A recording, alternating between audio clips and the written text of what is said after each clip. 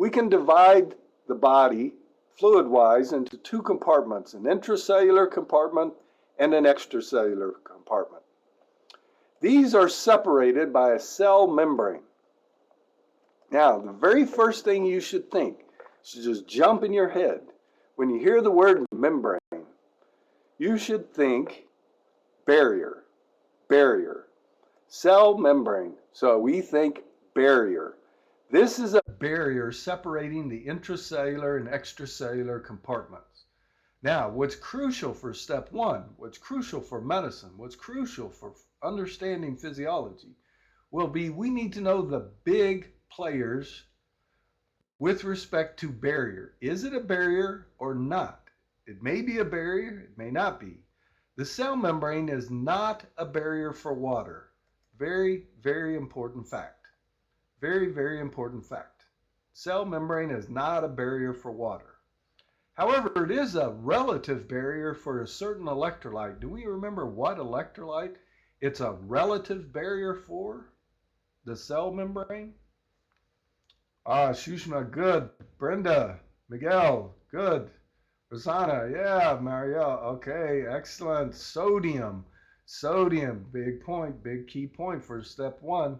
It is a relative barrier for sodium, but it's not a barrier for water. It's not a barrier for water. All right, about 60% of your body mass is water. So if you have a 70 kilo individual, just for example, they're going to have 42 liters of water. Now, remind me, how does this distribute?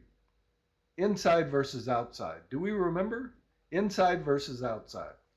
How does it relatively distribute? Okay, good. 2/3, 1/3, Miguel, excellent. Nadine, good. Brenda, all right, excellent, excellent, excellent. The old 2/3, 1/3 rule. About 2/3 of this is going to go inside the cell, and about 1/3 is going to be outside the cell. 2/3, 1/3, very important rule for step one. You'll see it again in pharmacology. All right. So if I have a 70 kilo individual with 42 liters, that means 28 is inside the cell, and about 14 is outside the cell. Now, sometimes you have to adjust it a little bit based upon body mass index, etc. But as a rough rule of thumb, this is a very important rough rule of thumb. Now, the extracellular compartment can be further subdivided into an interstitial and a vascular. An interstitial and a vascular. And what separates it is the capillary membrane. Now, hopefully when I said membrane, you said barrier. All right, this is not a barrier for sodium. It's not a barrier for water. It's not a barrier for potassium. But it is a relative barrier for something. What's the capillary membrane a relative barrier for? Okay, what doesn't easily cross the capillary? Oh, good. Marielle, Bon, Tatiana, good. Ziad, yeah. Proteins, the large particles. Marielle, very good. Large particles.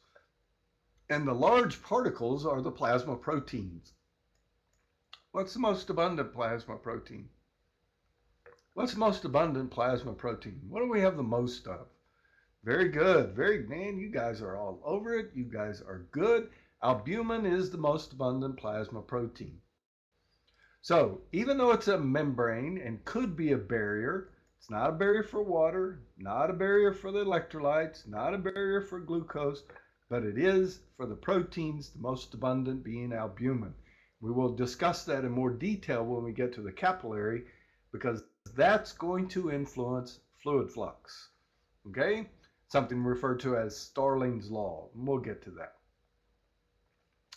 The division of water in the extracellular compartments, you have about 75% in the interstitium and about 1/4 in the vascular. I don't really consider that overly high yield, but that is the data. That is the data. All right? Yeah, 75-25, about.